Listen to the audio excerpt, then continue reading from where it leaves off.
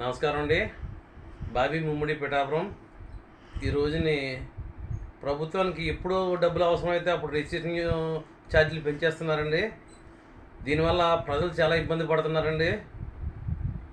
ప్రభుత్వం ఏమనుకుంటుందంటే ఛార్జీలు పెంచాం కదని చెప్పి ప్రభుత్వానికి ఆదాయం వస్తుంది అనుకుంటున్నారు, కానీ ప్రభుత్వమే ఎక్కువ లాస్ అవుతుందండి. దానికి కారణం ఏంటంటే ఇప్పుడు రియల్ ఎస్టేట్ రంగం చాలా అధ్వాన పరిస్థితిలో ఉందండి. ఇప్పుడు సైట్లు చేయాలంటే కన్వర్షన్ ఛార్జీలు కడతారండి. నెక్స్ట్ కన్వర్షన్ ఛార్జ్ చేసిన తర్వాత లేఅవుట్కి డబ్బులు కడతారండి.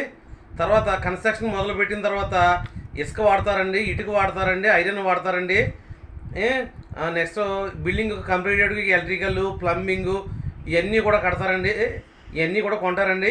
దీనికి సంబంధించిన మెటీరియల్, నెక్స్ట్ దీని మీద సంబంధించినటువంటి లేబరు ఏంటండి, దీని మీద వచ్చి ట్యాక్స్.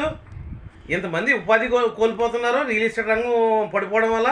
నెక్స్ట్ దాని మీద వచ్చిన ట్యాక్స్లు కూడా గవర్నమెంట్ కోల్పోతుందండి. ఇప్పుడు 2G ప్రైమ్ వచ్చిన తర్వాత ప్రైవేట్ అటెండెన్స్ అన్నది తీసారండి. అది దానివల్ల పెద్దవాళ్ళు పేషెంట్లు చాలా ఇబ్బంది పడుతున్నారండి. హాస్పిటల్లో ఉన్న రోగులను కూడా తీసుకొచ్చి చాలా ఇబ్బంది పడి రిజిస్ట్రేషన్ చేయించే పరిస్థితి ఏర్పడుతుందండి. అది లేకుండా దానికి ఒక డివైస్ ఏర్పాటు చేసి ఒక పేషెంట్కి ఒక అటెండెంట్కి అవకాశం కల్పించి రిజిస్ట్రేషన్ టైంలో వాళ్ళిద్దరూ అక్కడ చేసేటట్టు, వాళ్ళ ఫింగర్ ప్రింట్స్ గట్రా ఇక్కడ పడేటట్టు ఈ యొక్క అవకాశం కల్పించవలసిందిగా కోరుచున్నానండి.